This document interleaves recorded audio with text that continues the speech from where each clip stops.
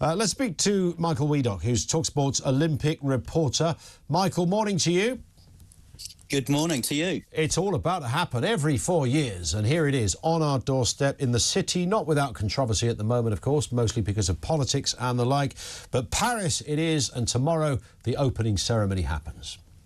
Yeah, you talk about a shark in the River Thames. In the River Seine tomorrow will be 200 barges, and they will be the 200 barges that will be carrying the athletes and some of the performers as well. And we are hearing some rumours this morning that Lady Gaga and Celine Dion could be on the bill for that opening ceremony tomorrow night. It's going to be a very different opening ceremony to the ones we're used to. Yeah. So it will not be taking place in a stadium. It will be taking place along the river, and it will conclude with a huge ceremony just outside the Eiffel Tower as well. So we are really looking forward to that. We know who will be carrying the flag. From a Team GB point of view, it will be Tom Daley, the diver, and it will be Helen Glover, the rower. Helen Glover is the first female rower ever to carry the flag for Team GB at the opening ceremony of the Olympic Games, and Tom Daley is the first diver ever to get the honour as well. When you mentioned Lady Gaga, I thought you were going to say she's been nominated for Team USA's, I don't know, equestrian or something. Now she thinks there's a chance of winning, because there might be a chance of other people winning who previously wouldn't have done, because, of course, our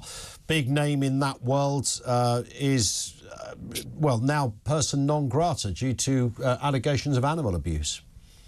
Yeah, you're talking obviously about Charlotte Dujardin, who has had to be removed from the Olympic Games following the release of that video a couple of days ago. So Charlotte Dujardin has actually now been replaced as far as Team GB are concerned. So Becky Moody comes in. Now, she had been named as the travelling reserve, the alternate. Her horse Jägerbomb will also take part. So it means that Team GB will still have a full complement of dressage riders in the individual and the team event. But for Charlotte Dujardin, of course, the release of the video 4 years on from when it was filmed means that she will play no further part in these Olympic Games. And we really have to now question what next for her, what next if there is any comeback from this. Obviously, the fallout from the release of the video and the reaction to it has been quite rightly, pretty full on. Yeah, indeed. And the world of football hasn't escaped controversy either. What is happening here? There was apparently the most extraordinary VAR decision happened in Paris.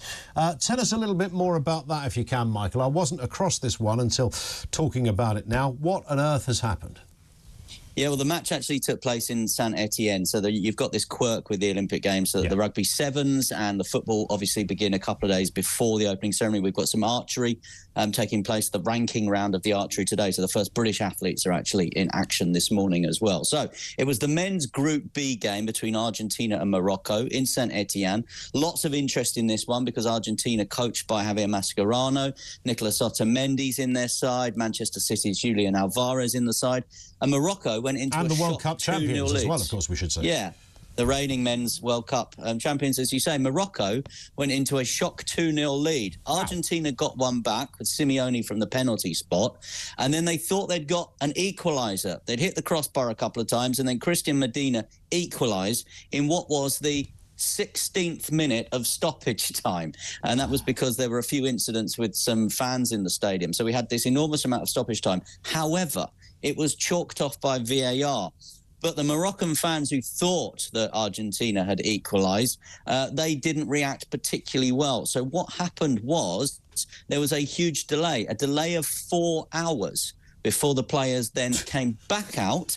We then had to go through the whole charade of seeing the VAR decision on the big screen and everything, and the goal was then ruled out, and they then resumed play for the final 3 minutes, and Argentina lost by 2-1. But remember, Ian, they lost the first game of the Men's World Cup in Qatar when they went on to win it as well. So yeah, at this stage, it means nothing really in the grander scale. Listen, enjoy it, Michael. I mean, it's going to be incredibly exciting to cover this stuff, right? I mean, these don't come around very often. We all remember 2012 and what it did for not just the city of London, but there was a really nice feeling, wasn't there? It was something positive that we could all latch onto for a few weeks. And I think we've got that feeling here. I think London felt like an Olympic city. You're quite right.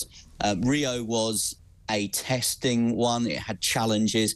Rio at times didn't feel like an Olympic city. You certainly didn't feel as though you could just wander around Rio and feel safe in the same way that you can here in Paris. Tokyo, as we know, the COVID Games, very, very different because of all the protocols that had to be put in place. But you arrive in Paris, you see the branding, you see the volunteers, the train stations and the airports. There is that sense of excitement. And we were wandering around the city yesterday when the football and the rugby was taking place. You know what Paris is like. Cafe culture, cosmopolitan setup, proper European city. All the big screens were up. Everyone was showing the football. Everyone was showing the rugby. Everyone is really looking forward to this that I've spoken to. Good work. Yeah, me too. Michael, thank you for your time as well. Michael Weaddock, TalkSport Olympic reporter with us here on Talk.